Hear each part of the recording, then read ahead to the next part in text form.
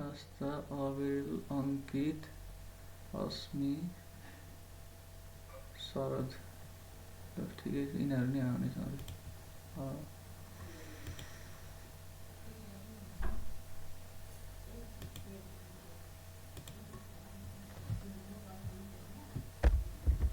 हामीले form value म्याक्सिमाइजेसनको कुरा गऱ्यौँ, यो थ्योरिटिकल पार्ट हो।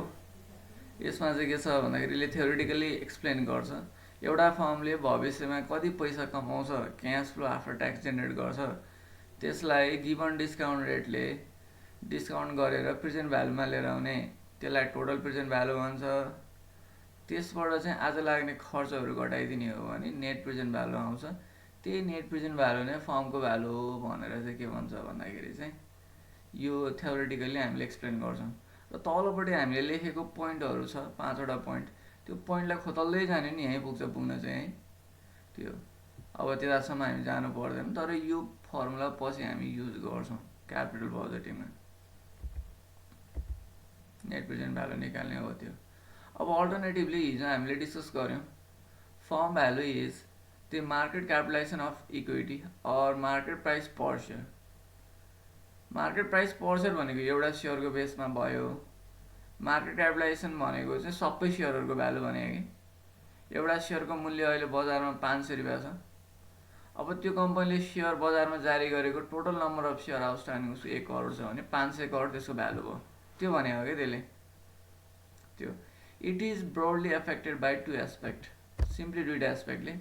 एउटा form related information regarding income and growth, income growth, risk, efficiency सबै हुन्छ हुन चाहिँ, तर त्यसले इम्प्याक्ट लास्टमा गएर गर्ने इन्कम र ग्रोथलाई नै हो। त्यो सबै कुराको इन्फर्मेसन, रिलेटेड इन्फर्मेसन। यदि बजारमा पोजिटिभ गयो इन्फर्मेसन, बजारमा इन्फर्मेसन कसरी जान्छ, इन्फर्मेसन प्रोसेस हुँदा कहाँ के छ भन्दा एरर हुनसक्छ, होइन कसले चाहिँ इन्फर्मेसन एक्सेस गर्छन् भन्ने कुरा कर्पोरेट फाइनेन्समा फोर्थ इयरमा गएर हामी पढ्छौँ फेरि। तर बुझ्नुपर्ने कुरा चाहिँ के हो भने फर्म रिलेटेड इन्फर्मेसन यदि पोजिटिभ गयो भने त्यसको डिमान्ड बढ्छ बजारमा र त्यसको प्राइस बढ्छ, नेगेटिभ गयो भने डिमान्ड घट्छ, सप्लाई बढ्छ र त्यसको चाहिँ के हुन्छ, प्राइस घट्छ। As a corporate manager, as a के छ भने तिमी फाइनेन्स म्यानेजर, तिम्रो के छ भने रोल चाहिँ जहिले पनि फर्मभित्र यो फर्म रिलेटेड इन्फर्मेसन कुन कुन के छ भाइटल छन्, क्रुसियल छन्, तिनीहरूको चाहिँ इन्फर्मेसन चाहिँ प्रपरली पोजिटिभ इन्फर्मेसन बजारमा पठाउनु भने तिम्रो चाहिँ क्रुसियल रोल हो। त्यो भयो भने भ्यालु बढ्छ। तिमीले कुनै पनि सेयर होल्डरको प्राइस बढाउन सक्यो या घट्न दिएनौ भने सेयर होल्डर खुसी हुन्छन्, डिभिडेन्ड आइरहेछ घटे छैन भन्ने हुन्छ। सेयरको प्राइस तिम्रो कारणले या फर्मको कारणले घट्यो भने सेयर होल्डरलाई मन पर्दैन, उनीहरू त इन्भेस्टर हो। त्यो भएको कारणले गर्दा उनीहरू चाहिँ अर्को कम्पनीसँग मर्ज गर्ने, आफ्नो सेयर बेचेर एक्जिट गर्ने, कोही होइन कोही आफ्नो के छ भन्दाखेरि धेरै सेयर उनीहरू चाहिँ अर्को कम्पनी खोज्ने र मर्ज गर्ने, अहिलेको म्यानेजमेन्टले हटाइदिने, त्यस्तो कामहरू उनीहरूले गर्छन्। एजिएमबाट चाहिँ अर्को नयाँ बोर्ड नियुक्त गरेर अहिलेको म्यानेजमेन्ट नै हटाइदिने। त्यो हुँदाखेरि के छ भन्दाखेरि फर्मले चाहिँ अब पोजिटिभ इन्फर्मेसन पठाउनको लागि के कस्तो कुन कुन इन्फर्मेसन हो त क्रुसियल इन्फर्मेसन भन्ने कुरा अब आज हामीले डिस्कस गर्ने हो। यस्तै नेगेटिभ इन्फर्मेसन गयो भने त्यतिखेर नेगेटिभ इन्फर्मेसन गएको बेलामा एमपिएस घट्छ, इन्फर्मेसन नेगेटिभ भयो, इन्कम घट्ने भयो, ग्रोथ नहुने भयो, रिस्क बढ्यो, अब इम्प्लोइहरूको के छ भन्दाखेरि टर्नओभर बढ्यो, अब प्रडक्ट लाइन राम्रो भएन, प्रमोटरहरूको बिचमा झगडा पर्यो। यस्ता इन्फर्मेसनहरूले के गर्छ भन्दाखेरि चाहिँ फेरि त्यो कम्पनीको सेयरको मूल्य चाहिँ बजारमा घटाउँछ, डिमान्ड घटाउँछ, सप्लाई बढाउँछ, त्यसले प्राइस घटाउँछ। सिम्पली यो रुलले फर्म रिलेटेड इन्फर्मेसनले इम्प्याक्ट गर्छ। फर्म रिलेटेड इन्फर्मेसनले पार्टिकुलर फर्मलाई मात्र इम्प्याक्ट गर्छ भने मार्केट अपर्च्युनिटीले चाहिँ टोटल मार्केटलाई नै इम्प्याक्ट गर्छ। यदि बजारमा ब्याज दर बढाएको छ भने त्यतिखेर क्यापिटलको सप्लाई कम छ, मान्छेसँग पैसा छैन, पैसा नभएको कारणले गर्दा सेयर पनि बेच्नुपर्ने छ, सेयर किन्ने मान्छे पनि कोही छैन बजारमा भने त्यतिखेर फर्म रिलेटेड इन्फर्मेसन केही नआए पनि, फर्म रिलेटेड इन्फर्मेसन सेम भइराख्यो भने बजारमा के छ भने सबै कम्पनीको सेयरको मूल्य घट्छ, किनकि मान्छेसँग पैसा हुँदैन लगानी गर्न, उल्टै बेच्नुपर्छ सेयर। सेयर डिभेन्चर बजारमा लगेर बेच्ने मान्छे सङ्ख्याको बढी भएपछि के हुन्छ भन्दा अटोमेटिकली मार्केट डाउन हुन थाल्छ। अब त्यसको अपोजिटमा चाहिँ के छ भन्दाखेरि सेयरको प्राइस कुन बेलामा बढ्छ भने बजारमा चाहिँ ब्याज दर घट्यो या लिक्विडिटी या क्यापिटलको सप्लाई बढ्यो भने त्यतिखेर चाहिँ के छ भन्दाखेरि चाहिँ क्यापिटलको सप्लाई बढेको बेलामा ब्याङ्कसँग नि पैसा हुन्छ, ऋण दिन्छ सेयरमा लगानी गर्न पनि, मान्छे इन्भेस्टरसँग नि पैसा हुन्छ होइन, ब्याज दर पनि घटेको हुन्छ। अनि त्यसपछि त्यतिखेर चाहिँ के छ भन्दा सबैको प्रेसर फेरि त्यही सेयर मार्केटमा पर्छ र त्यो सेयर मार्केटमा डिमान्ड गर्ने धेरै, सप्लाई गर्ने कम हुँदाखेरि सेयरको भ्यालु बढ्छ, त्यस्तो हुन्छ। त्यसरी चाहिँ के छ भन्दाखेरि मार्केट अपर्च्युनिटीले चाहिँ इम्प्याक्ट गर्छ। यो दुईवटा कुरा हो है, हामीले हिजो यो बारेमा कुरा गऱ्यौँ। फर्म रिलेटेड इन्फर्मेसन पोजिटिभ गए यो चाहिँ डाइरेक्टली रिलेटेड हुन्छ, पोजिटिभ गए भ्यालु बढ्छ, नेगेटिभ गए भ्यालु घट्छ। अब यो मार्केट अपर्च्युनिटी चाहिँ के छ भन्दाखेरि नेगेटिभली रिलेटेड हुन्छ। ब्याज दर बढ्यो भने एमपिएस घट्छ, ब्याज दर घट्यो भने एमपिएस बढ्छ। पछि हामी थ्योरिटिकल्ली अब P0 या प्राइस अफ स्टक इभ्यालुएसन गर्छौँ, त्यतिखेर पनि यी कुराहरू त्यहाँ आउँछ। प्राइस फर्म रिलेटेड इन्फर्मेसनले कस्तो इम्प्याक्ट गर्छ, तलपट्टिको ब्याज दरले कस्तो इम्प्याक्ट गर्छ भन्ने कुरा हामी त्यहाँ पनि हेर्छौँ।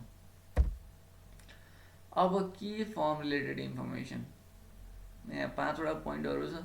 मेन कुरा सबै हुन त जे पनि होला, तर गरे यसमा ठोकिन्छ क्या लास्टमा, हुन चाहिँ होइन। अब फर्मले चाहिँ कुनै पनि एक्सन लिएला, तर लास्टमा गरे यसमा ठोकिन्छ। यसैको बेसमा के छ भन्दाखेरि फर्मको भ्यालु डिटरमाइन हुन्छ, सेयरको भ्यालु डिटरमाइन हुन्छ। यही इन्फर्मेसनहरू क्रुसियल हुन्छन्। फर्स्टमा छ प्रोजेक्टेड अर्निङ पर सेयर। तिमीले सेयरमा लगानी गर्ने भनेको त्यो सेयरले नाफा कमाउला, त्यसले डिभिडेन्ड बाँड्ला, अनि त्यो डिभिडेन्ड खाउला भनेर नै हो। त्यसले धेरै नाफा कमायो, त्यो कमाएको नाफालाई त्यसले चाहिँ के छ रिइन्भेस्ट गर्यो र त्यसले ग्रोथ गर्यो। त्यो ग्रोथ गरे अनुसारको के छ भन्दाखेरि त्यसको इन्फर्मेसनले सेयरको मूल्य बढ्ला, अनि त्यसपछि के छ भन्दाखेरि चाहिँ बढेको मूल्यमा बेचेर आफ्नो भ्यालु क्रिएट गरौँला भनेर सेयरमा लगानी गर्ने हो। त्यो हो कारणले गर्दा अर्निङ पर सेयर जति धेरै हुन्छ त्यति नै के छ भन्दा त्यो सेयरले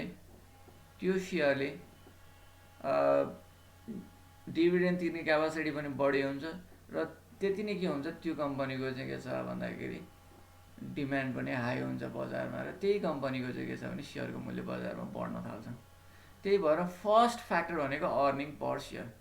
यदि पर सेयरमा अर्निङ छैन भने टोटल अर्निङ दिएछ भने त्यो रिलेभेन्ट हुँदैन है। यहाँ पर सेयरै भन्नुको कारण यो टोटल अर्निङ छ। एउटा कम्पनीको अर्निङ के छ भने 10 करोड छ, एउटाको 5 करोड छ अर्निङ। टोटल अर्निङमा त 10 करोड धेरै हो नि, तर सेयरको सङ्ख्या कति छ त, सेयर होल्डर कति छन् त्यसले नि इम्प्याक्ट गर्छ है। त्यो सेयरको सङ्ख्या कति छ, सेयर होल्डर कति छ भन्ने कुरा चाहिँ डेटको युजले नि हुन्छ, तलपट्टि हामी हेर्छौँ।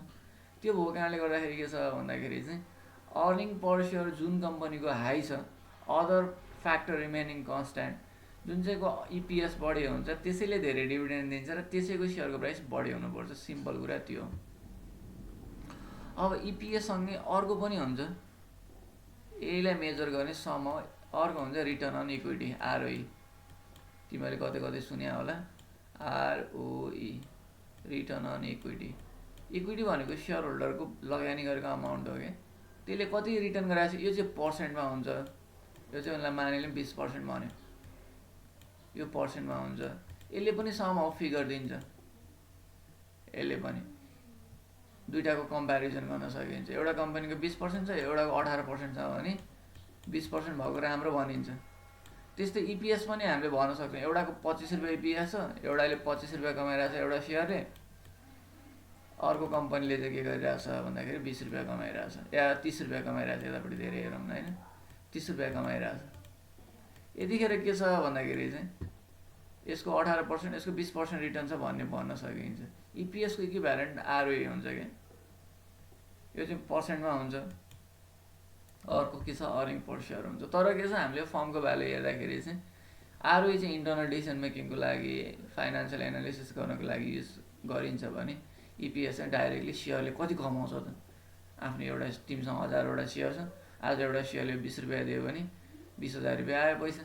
सिम्पली त्यसरी बुझ्छ कि इन्भेस्टरले, बाहिर फाइनेन्सियल इन्भेस्टरहरू हुन्छ नि सेयरमा लगानी गर्ने, तिनीहरूले चाहिँ त्यसरी बुझ्छ। आरओई पनि एउटा के छ भने फ्याक्टर चाहिँ हो है। यो दुइटाको सेम हुन्छ, इपिएस धेरै भएको आरओई पनि सेम हुन्छ है। इपिएस भनेको के छ भन्दाखेरि net income divided by number of share हो। पछि हामी रेसियो एनालिसिसमा हेर्छौँ, नम्बर अफ सेयर हो। आरओई भनेको नि नेट इन्कम नै हुन्छ माथि चाहिँ। यो चाहिँ एउटा सेयरमा भयो भने यो चाहिँ टोटल इक्विटीमा हुन्छ कि टोटल इक्विटी कति क्यापिटल त्यतिमा हुन्छ हुन चाहिँ एउटै फिगर हो। यो नम्बर अफ सेयर कतिवटा एउटा सेयरमा चाहिँ के छ भन्दाखेरि चाहिँ नम्बर अफ सेयरको बेसमा भयो इपिएस चाहिँ अर्निङ पर सेयर एउटाले कति कमायो भन्ने हुन्छ। अब के छ भने आरओई भनेको चाहिँ टोटल इक्विटीमा कति पर्सेन्टले रिटर्न भएको छ फर्मुला त उस्तै उस्तै तर एउटा नम्बर अफ सेयरमा छ एउटा चाहिँ के छ भने टोटल इक्विटीमा छ बुक भ्यालु पर सेयरले मल्टिप्लाई भएको छ त्यहाँ है। त्यो भएको कारणले हामीले त्यो पनि भन्न सक्छौँ आरओई पनि यो सँगसँगै क्रुसियल इन्फर्मेसन हो। यदि इपिएस छैन भने आरओईले काम गर्छ तर हामीले लेख्दाखेरि प्रोजेक्टेड अर्निङ पर सेयर नै भन्छ है। यो बेसिक बुकबाट तानेको कुरा अरू कुरा लेख्नु पर्दैन तिमीलाई यो इक्जाममा आयो भने।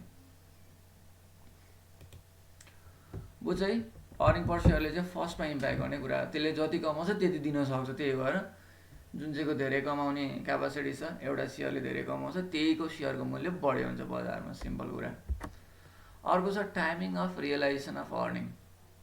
यसलाई चाहिँ के छ भन्दाखेरि चाहिँ टाइम भ्यालु अफ मनी पनि भन्छ है। Timing of realisation of earning माथिको हामीले चाहिँ अब प्रफिट म्याक्सिमाइजेसनमा चाहिँ यो कुरालाई ड्रब्याकको रूपमा राखेका थियौँ।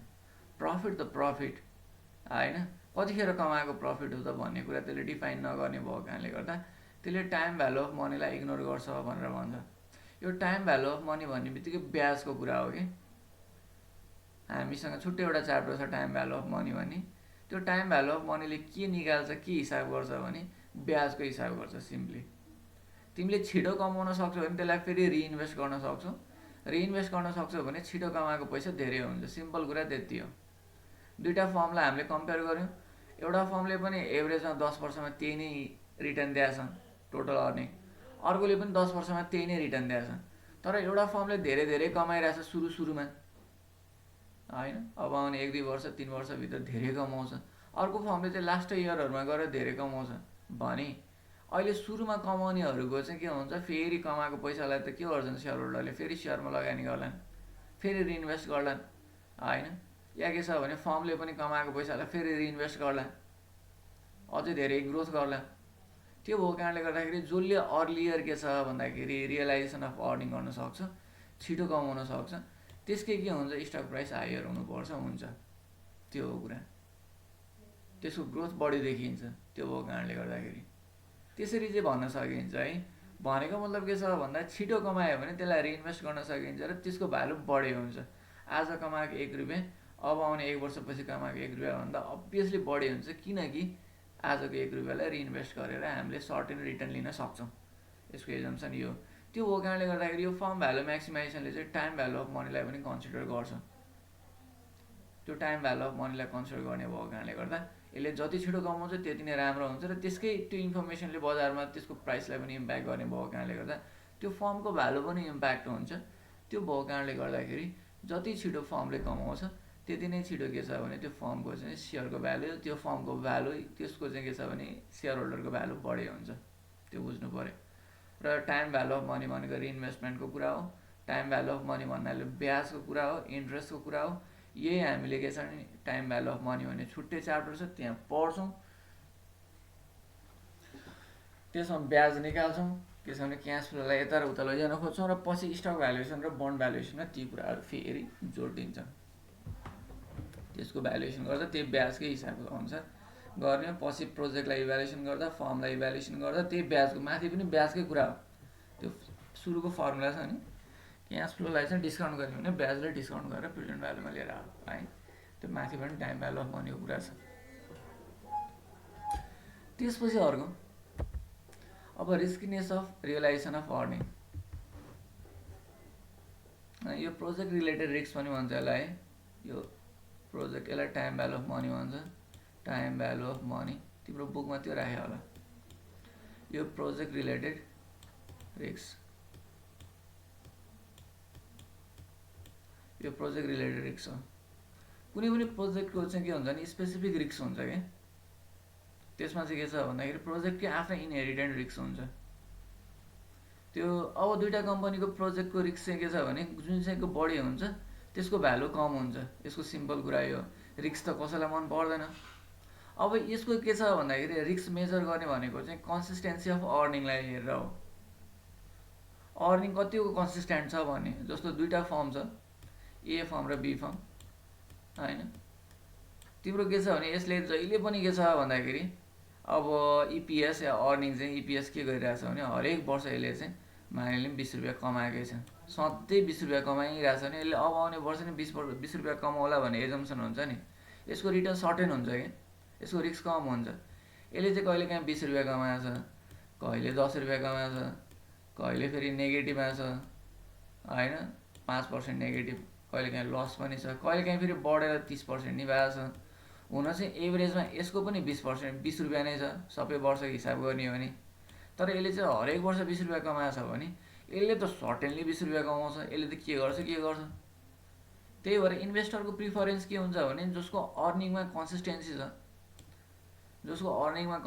छ, त्यसैको के छ भन्दाखेरि चाहिँ सेयरमा बढी प्रिफरेन्स हुन्छ कि त्यो। यदि प्रोजेक्ट के छ भने स्टेबल खालको छ भने त्यतिखेर अर्निङमा के हुन्छ भन्दाखेरि कन्सिस्टेन्सी हुन्छ, प्रोजेक्टमा कम रिस्क छ भन्ने बुझिन्छ है। त्यस्तै के छ भने प्रोजेक्ट अनस्टेबल छ, सिजनल होला, कहिले नाफा पनि हुन्छ, कहिले घाटा नै हुन्छ, त्यस्तो खालको प्रोजेक्ट छ, कहिले बिग्छ सामान मजाले होइन, कहिले सामान बिग्दैन, त्यस्तो हुन्छ भने के छ भन्दा प्रोजेक्टको के छ भने रिलेटेड बिजनेस रिलेटेड रिस्क हो क्या यो छ भने त्यतिखेर नाफा कहिले धेरै हुन्छ कहिले थोरै हुन्छ। त्यो चाहिँ के छ भन्दाखेरि उसले चाहिँ पास्टमा अर्निङ कसरी गरिरहेछ त्यसले चाहिँ मेजर गर्छ। अर्निङमा कन्सिस्टेन्सी छ, रिस्किनेस अफ रियलाइजेसन अफ अर्निङ भनेको चाहिँ अर्निङमा कन्सिस्टेन्सी छ भने त्यसले लोयर रिस्क क्रिएट गर्छ र increase the value of stock. यदि इन्कन्सिस्टेन्सी छ, फ्लक्चुएसन छ अर्निङमा, हायर फ्लक्चुएसन अन अर्निङ छ भने त्यसले हायर रिस्क क्रिएट गर्छ र lower the value of the stock बनाउँछ है। यो चाहिँ प्रोजेक्ट रिलेटेड रिस्क हो। यदि प्रोजेक्ट रिस्की छ भने त्यसको अर्निङ फ्लक्चुएसन हुन्छ र अर्निङ फ्लक्चुएसन भएपछि त्यसको के छ भने मूल्य त्यो रिस्की भएको चाहिँ के छ भन्दा नभएको कम रिस्क भएकोलाई मान्छेले प्रिफर गर्छन् र कम रिस्क भएकोमा चाहिँ के छ भन्दाखेरि डिमान्ड बढी हुन्छ र त्यसको भ्यालु बढी हुन्छ। रिस्कले चाहिँ यसरी मेजर गर्छ, बुझ्छ है कुरा। त्यसपछि अर्को अब अमाउन्ट अफ डेप्ट युज।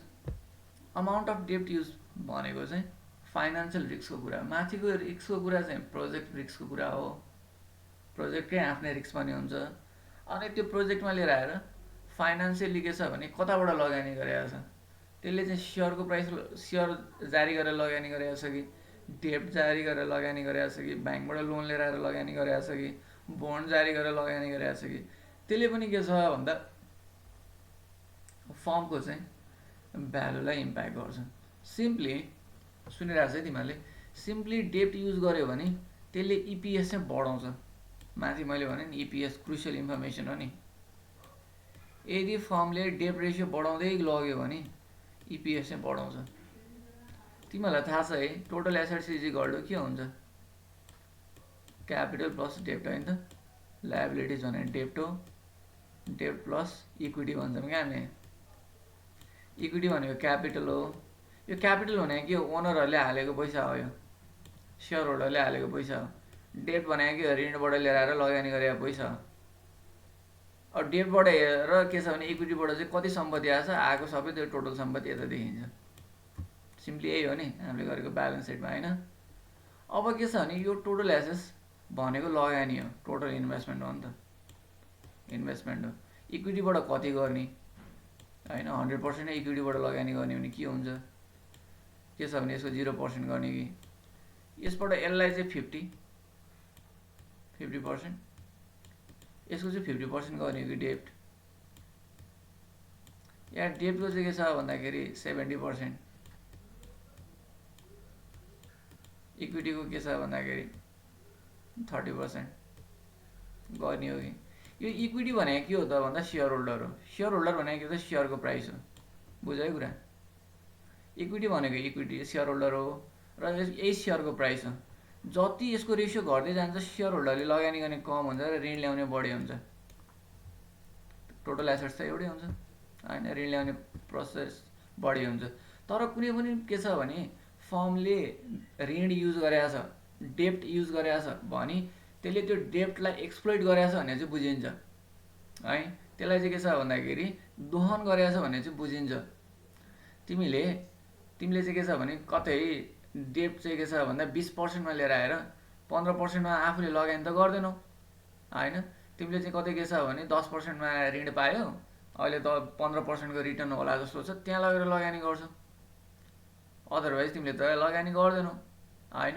तिमीले चाहिँ डेप्ट होल्डरलाई म थोरै दिन्छु, यहाँ 15% रिटर्न हुन्छ होइन, तिमीसँग चाहिँ के छ भने 15% अपर्च्युनिटी छ, तिम्रो डेप्टको कस्ट चाहिँ जम्मा 10% छ भने त्यतिखेर के छ भन्दा डेप्ट लिएर आएर यहाँ लगानी गऱ्यो भने मैले 5% यसलाई एक्सप्लोइट गर्न सक्छु भनेर ल्याउने हो नि त होइन। डेप्टको युज छ भने डेप्टलाई के गरे हुन्छ भने इक्विटी होल्डरले सेयरले चाहिँ के गरे हुन्छ भने एक्सप्लोइटेसन गरेको हुन्छ, गर्छ भन्ने एजम्सन हुन्छ। डेप्टलाई थोरै पर्सेन्ट दिए पनि हुन्छ, त्यसलाई दिइसकेपछि अलिकति पैसा हामीलाई उब्रिन्छ, त्यसलाई हामीले एक्सप्लोइट गर्न सकिन्छ। हुन चाहिँ यही टोटल एसेट्समा लगानी गर्ने हो। सबै आफैले हाल्नुको साटो डेप्ट लिएर आउने हो भने तिनीहरूलाई एक्सप्लोइट गर्न सकिन्छ र आफ्नो रिटर्न बढाउन सकिन्छ। अब 5% त यतापट्टि आयो नि त, यो के छ इक्विटी होल्डरले पायो नि त। त्यसलाई भन्छ फाइनेन्सियल लिभरेज, त्यसलाई भन्छ के छ भने वित्तीय प्रभावकारिता। यदि वित्तीय प्रभावकारिता फाइनेन्सियल लिभरेज बढाउने हो भने डेप्टको मात्रा बढाउने, इक्विटीको मात्रा घटाउने गर्नुपर्छ। त्यसले गर्दा इक्विटी होल्डरले डेप्ट होल्डरलाई एक्सप्लोइट गर्न सक्छन्। लिएर आएको ऋणलाई चाहिँ के गर्न सकिन्छ भन्दाखेरि चाहिँ एक्सप्लोइट गर्न सकिन्छ। त्यो भएको कारणले गर्दाखेरि अर्निङ पर सेयर चाहिँ बढ्छ। हामीसँग क्यापिटल स्ट्रक्चर एन्ड लिभरेज भन्ने माथि छ, क्यापिटल स्ट्रक्चरको छ, कर्पोरेट फाइनेन्समा, त्यो पछि गएर बुझ्छौँ। तर लिभरेज भन्ने छ, लिभरेजमा अपरेटिङ लिभरेज र फाइनेन्सियल लिभरेज छ। अपरेटिङ लिभरेजले माथिको रिस्क, मैले भने नि प्रोजेक्ट रिलेटेड रिस्कलाई मेजर गर्छ। फाइनेन्सियल लिभरेजले के छ भन्दाखेरि फाइनेन्सियल रिस्क, यही डेप्टको युजलाई चाहिँ के गर्छ भन्दाखेरि रिस्कलाई मेजर गर्छ। तिमीले डेप्ट युज गरेको छ भने त्यसले इपिएस बढाउँछ, यो चाहिँ राम्रो इन्फर्मेसन हो। फेरि डेप्ट युज गरेको छ भने रिस्क पनि बढ्छ। कुनै पनि के छ भन्दाखेरि कम्पनीको डेप्टको युज छ भने त्यसले रिस्क बढाउँछ भन्ने नै बुझिन्छ है। कुनै कम्पनीको धेरै डेप्ट छ अरे भन्यो भने के छ, त्यो कम्पनी रिस्की छ भने बुझिन्छ नि होइन र, बुझिन्छ। त्यसले चाहिँ के छ भने लिभरेज रिस्क भन्छ क्या त्यसलाई, त्यस्तो खालको के छ भने रिस्क बढाउँछ। यो हायर अमाउन्ट अफ डेप्ट हुँदाखेरि, हायर रेसियो अफ डेप्ट हुँदाखेरि यसले हायर फाइनेन्सियल लिभरेज क्रिएट गर्छ। धेरै नै के गर्न सक्छन्, इक्विटी होल्डरले डेप्ट होल्डरलाई एक्सप्लोइट गर्न सक्छन्। त्यसपछि के छ भन्दा त्यो भएको कारणले गर्दाखेरि यसले रिटर्न पनि बढाउँछ, possibility of return, higher return बढाउँछ। त्यस्तै के छ भने रिस्क टेकिङ पनि बढ्छ। धेरै ऋणमा लिएर लगानी गरेपछि रिस्क टेकिङ बढ्यो फर्मको होइन। त्यो भएको कारणले गर्दा यो इन्फर्मेसन चाहिँ के छ भने डुएल छ क्या, बढ्दा पनि यो रिटर्न बढ्दाखेरि इन्फर्मेसन पोजिटिभ इन्फर्मेसन हो, रिस्क बढ्दाखेरि नेगेटिभ इन्फर्मेसन हो कि नै भन त। डेप्टको युज हुँदाखेरि इपिएस बढ्यो, अर्निङ पर सेयर बढ्यो। अर्निङ बढ्छ भने या रिटर्न बढ्छ भने त्यतिखेर के छ भने यो इपिएस कसरी बढ्छ भने कहीँ न कहीँ हामी एनालिसिस गर्छौँ है। यहाँ अब सेकेन्ड इयरमा नभए पनि फोर्थ इयरको कर्पोरेट फाइनेन्समा चाहिँ छ, त्यहाँ हामीले हेर्छौँ। यहाँ पनि अब हामीलाई क्यापिटल स्ट्रक्चर एन्ड लिभरेज, लिभरेजको छ च्याप्टर छ, त्यहाँ अलिअलि आउनु सक्छ। यसपालि नयाँ राखेको हो जस्तो त्यो च्याप्टर के राखेको छ हेर्ने छ मैले पनि। अनि त्यसपछि ट्युले चेन्ज गरेर तिमीलाई राखिदिएको क्या माथिबाट लिएर, नत्र कर्पोरेट फाइनेन्समा थियो फोर्थ इयरमा त्यो छ। कति राखेको छ सायद। इपिएस कसरी के छ भन्दाखेरि चाहिँ डेप्टको युज गर्दाखेरि इपिएस कसरी बढ्छ भनेर हिसाब गरेर निकाल्न सकिन्छ है। त्यो अर्निङ पनि बढ्छ, डेप्टको युजको कारणले एक्सप्लोइट गर्न सक्ने भएर रिस्क पनि बढ्छ। त्यो दुइटै इन्फर्मेसन के छ भन्दाखेरि कन्ट्राडिक्ट छ। अर्निङ बढ्यो भने त राम्रै भयो होइन, खाना पाइयो सेयर होल्डरले। रिस्क बढ्यो भने चाहिँ फेरि के हुन्छ भन्दाखेरि चाहिँ त्यसको इन्फर्मेसन चाहिँ फेरि नेगेटिभ हुन्छ, त्यसले चाहिँ के गर्छ सेयरको प्राइस घटाउँछ। त्यही भएर हामीले यहाँ चाहिँ अप्टिमाइज गर्छौँ कि जुन पोइन्टसम्म, जुन डेप्ट रेसियोसम्म के छ भन्दाखेरि चाहिँ सेयरको प्राइस बजारमा बढ्छ, त्यो रेसियोसम्मको चाहिँ हामीले सेयरको के छ भन्दाखेरि डेप्टको युज गर्नुपर्छ। अब त्यहाँबाट के छ भने डेप्टको मात्रा बढाउँदाखेरि सेयरको मूल्य घट्यो भने त्यही पोइन्टमा लगेर हामीले डेप्टलाई राख्नुपर्छ भन्ने यसको एजम्सन हो। त्यही भएर यहाँ अप्टिमाइज गर्नुपर्छ। सिम्पली डेप्टको युजले के छ भन्दाखेरि फर्मको भ्यालुलाई एकदमै इम्प्याक्ट गर्छ होइन। कसरी गर्छ भन्दाखेरि त्यसले अर्निङ बढाउने भएको कारणले गर्दाखेरि भ्यालु बढाउँछ र रिस्क बढाउने भएको कारणले गर्दाखेरि भ्यालु घटाउँछ। त्यति कुरा तिमीहरूले बुझ्नु पऱ्यो र हामीले अप्टिमाइज गर्नुपर्छ फाइनेन्सियल डिसिसन लिँदा। कति पर्सेन्ट डेट लिने भन्ने कुरा चाहिँ सफिसियन्ट लिनु पऱ्यो। 50-50 हुनसक्छ, 50-60-40 हुनसक्छ इक्विटी, होइन? त्यो पनि इन्डस्ट्री स्पेसिफिक हुन्छ है, कुन इन्डस्ट्री हो भन्ने कुरा। अब ब्याङ्करको के छ भने ब्यालेन्स सिट हेर्ने भने 90% डेप्ट हुन्छ, 10% इक्विटी हुन्छ, 10% मात्र सेयर होल्डरको पैसा हुन्छ। त्यहाँ 90% के हुन्छ डिपोजिटरबाट लिएर आएको पैसा लायबिलिटिज हुन्छ। म्यानुफ्याक्चरिङ कम्पनी हो भने 50-50 हुनसक्छ, त्यो चाहिँ इन्डस्ट्री स्पेसिफिक पनि हुन्छ है। कुनको चाहिँ कसरी रिस्क लिने भन्ने कुरा, कुनको चाहिँ कसरी चाहिँ के छ भन्दाखेरि रिटर्न बनाउने, डेप्टको मात्रा कति बनाउने भन्ने कुरा चाहिँ। तर डेप्टको युज गर्दाखेरि फर्मको भ्यालुमा चाहिँ इम्प्याक्ट पार्छ। त्यसले अर्निङलाई पनि बढाउँछ, त्यसले चाहिँ के छ भन्दाखेरि चाहिँ रिस्कलाई पनि बढाउँछ। यो कुरा चाहिँ बुझ्नु पऱ्यो है। त्यसपछि फाइनल्ली कमाएको नाफालाई चाहिँ के छ भन्दाखेरि रिडिस्ट्रिब्युसन कसरी गर्ने, डिभिडेन्ड पोलिसीले पनि इम्प्याक्ट गर्छ। कम्पनीले चाहिँ के छ भन्दाखेरि फर्म के छ भने नाफा कमाएको हुन्छ, त्यो नाफा कमाएकोलाई अब यो फाइनल कुरा हो, सिद्धिन्छ अब है, धेरै छैन, 5 मिनटमा सिद्धिन्छ। अब डिभिडेन्ड पोलिसीले पनि के गर्छ भने सेयरको भ्यालुलाई, फर्मको भ्यालुलाई इम्प्याक्ट गर्छ। तिम्रो के छ भन्दाखेरि यसमा चाहिँ फर्मभित्र इन्टरनल के छ भने रिइन्भेस्टमेन्ट गर्ने कि कमाएको पैसा फिर्ता दिने सेयर होल्डरलाई भन्ने कुरा हो। यो कम्पनीले नाफा कमाएको नाफा हुन्छ, त्यो कमाएको नाफा चाहिँ त्यहीँ लगानी गर्ने कि त्यहीँ रिइन्भेस्ट गर्न पनि सकिन्छ नि त, त्यही कम्पनीलाई बढाउन सकिन्छ, या त्यो पैसा चाहिँ सेयर होल्डरलाई एज अ डिभिडेन्डको रूपमा फिर्ता दिने। यो दुईवटा कुरा हो कि यसमा चाहिँ, त्यसले पनि भ्यालुलाई इम्प्याक्ट गर्छ। अब यसमा चाहिँ के छ भने यदि इन्टरनल इन्फर्मेसन चाहिँ मार्केट अपर्च्युनिटी भन्दा राम्रो छ, बजारमा चाहिँ 15%ले पाउँछ, केएम एभरेज रिटर्न के छ भन्दाखेरि बजारमा 15% छ अनि सेयर होल्डरलाई फिर्ता दियो भने उनीहरूले बजारमा लगानी गरेर 15% रिटर्न पाउँछन्। तर भित्र आरओई नै के छ भने रिटर्न अन इक्विटी कति छ, इन्टरनल रिटर्न के छ भने ग्रोथ गर्ने हो भने त्यसलाई त्यहाँ रिइन्भेस्ट गर्ने 30% छ या 25% छ भने त्यतिखेर यो कन्डिसनमा हेर है, बजारमा अहिले ब्याज दर 15% छ एभरेजमा सेयर होल्डरले पाउने भनेको, बजारमा लगानी गर्यो भने। अहिले हामीसँग यहाँ 25%मा के छ भने रिटर्न हुन्छ भन्यो भने त्यतिखेर स्टक डिभिडेन्ड दिन्छ कि त्यहीँ रिइन्भेस्ट गर्छ कि, किन बाहिरभन्दा भित्रै लगानी गर्दा धेरै छ नि त रिटर्न, त्यही बेलामा स्टक डिभिडेन्ड दिने हो। स्टक डिभिडेन्ड भनेको चाहिँ के छ भने सेयरको सर्टिफिकेट दिने भन्छ कि, त्यही सेयर बजारमा लगेर बेच्दै भइगयो नि, कसैलाई पैसा चाहियो भने। बुझ्छ है कुरा भनेको मतलब के छ भने 15%ले स्टक डिभिडेन्ड दिने भनिदियो भने के छ भन्दा 15%ले तिम्रो सेयरको सङ्ख्या बढ्छ कि। अनि त्यसपछि स्टक डिभिडेन्ड दियो भने त्यो इन्फर्मेसन एकदम राम्रो इन्फर्मेसन हो, किन स्टक डिभिडेन्ड दिएको भनेको त्यो फर्मभित्र राम्रो अपर्च्युनिटी रहेछ, त्यहाँ यसले त रिइन्भेस्ट गरिरहेछ, यसले भोलि ग्रोथ गर्छ, यसले चाहिँ के गर्छ भन्दाखेरि चाहिँ अब यसले धेरै नाफा कमाउने छ, यसले चाहिँ भोलि डिभिडेन्ड बाँड्न सक्छ भनेर चाहिँ त्यसले चाहिँ के छ भने स्टक डिभिडेन्डको इन्फर्मेसन राम्रो हुन्छ कि जेनरली। त्यो स्टक डिभिडेन्डको इन्फर्मेसनको कारणले गर्दाखेरि त्यसको सेयरको मूल्य पनि बजारमा बढ्छ र तिम्रो भ्यालु नम्बर अफ सेयर पनि बढ्यो, भएपछि के भयो त तिम्रो भ्यालु बढ्यो। यस्तो कन्डिसनमा होइन, यो कन्डिसन छ भने यदि इन्टरनल अपर्च्युनिटी एक्सटर्नल अपर्च्युनिटी भन्दा फर्मको अपर्च्युनिटी के छ भने एक्सटर्नल अपर्च्युनिटी भन्दा मार्केटको अपर्च्युनिटी भन्दा बढी छ, यसको रिटर्न बढी छ नि, आरओई के छ 25% छ इन्टरनल, तर मार्केटमा 15% छ भने यतिखेर त्यहीँ रिइन्भेस्ट गरेको राम्रो हुन्छ कमाएको नाफा, र त्यसपछि के छ भने सेयर होल्डरलाई स्टक डिभिडेन्ड दिँदा हुन्छ है। त्यस्तै के छ भन्दाखेरि यसको अपोजिट, अब आरओई चाहिँ जम्मा के छ भने 10% छ, रिटर्न अन इक्विटी के छ भने 10% छ। अब एकदमै स्याचुरेसनमा गइसकेको छ मार्केट, अब त्यहाँभन्दा बढी ग्रोथ गर्न सकिँदैन त्यो प्रोजेक्टमा, त्यो फर्ममा।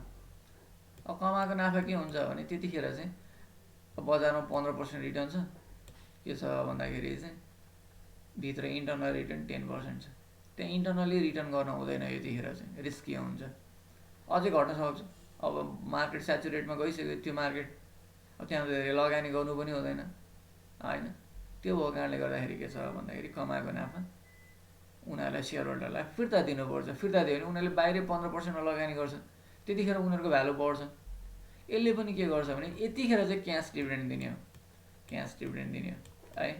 अब यसको कम्बिनेसनमा पनि दिन्छन्, यति क्यास डिभिडेन्ड दिने, यति के छ भन्दाखेरि स्टक डिभिडेन्ड दिने भनेर, यो दुइटा कम्बिनेसनमा पनि हुन्छ। त्यो चाहिँ के छ भने अब सधैँ के छ स्टक डिभिडेन्ड दिइरहँदाखेरि राम्रो हुँदैन, कहिलेकाहीँ क्यास डिभिडेन्ड दिनु पऱ्यो होइन त्यो। तर हामीले जेनरली बुझ्नुपर्ने डिभिडेन्ड पोलिसीमा यदि फर्मभित्र इन्टर्नल अपर्च्युनिटी राम्रो छ भने सकेसम्म के गर्ने, कमाएको नाफा त्यहीँ लगानी गर्ने, छैन राम्रो अपर्च्युनिटी छैन भने सेयर होल्डरको पैसा फिर्ता दिने डिभिडेन्डको रूपमा, त्यो गर्नुपर्छ। त्यही हो कुरा है। यसरी चाहिँ यो 5वटा की इन्फर्मेसनले चाहिँ फर्मको भ्यालुलाई प्राइमरीली डिटरमाइन गर्छ। एउटा अर्निङ पर सेयर, अर्को के छ भने टाइम भ्यालु अफ मनी, कति छिटो त्यसले कमाउँछ, कति धेरै कमाउँछ भयो माथिको अर्निङ पर सेयर भनेको एउटा सेयरले कति कमाउँछ। अनि त्यसपछि टाइम भ्यालु अफ मनी, यसले कति छिटो कमाउँछ, ढिलो कमाउँछ, छिटो कमाउँछ।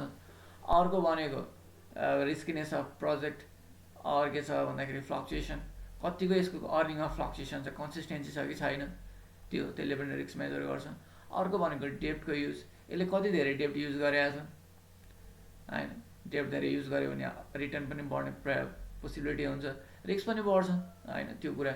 यसले चाहिँ के छ भने कसरी कमाएको नाफालाई रिइन्भेस्ट गरेको छ डिभिडेन्ड पोलिसीमा। 5वटा कुराले के गर्छ भन्दाखेरि चाहिँ फर्मको भ्यालुलाई क्रुसियली इम्प्याक्ट गर्छ र यही कुरामा चाहिँ हामीले चाहिँ के छ भने डिसिसन लिनुपर्ने हुन्छ है। यसलाई हेरेर यही कुरा मैले यहाँ लेखेको छु। यदि आरओई मार्केट इन्ट्रेस्ट रेट भन्दा बढी छ भने त्यतिखेर रिटेन गर्ने अर्निङ, बराबर छ भने इन्डिफरेन्ट हुन्छ, बाँडे नि भयो राखे नि भयो, कम छ भने त्यतिखेर अर्निङलाई डिस्ट्रिब्युट गरिदिने भन्ने कुरा यहाँ मैले राखेँ हो। बुझ्छ है कुरा? ल केही छ सोध्नुपर्ने?